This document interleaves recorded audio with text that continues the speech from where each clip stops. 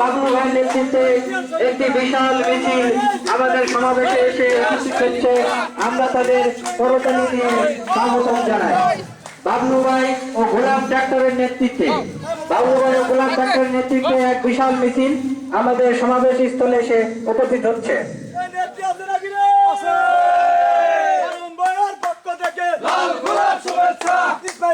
পক্ষ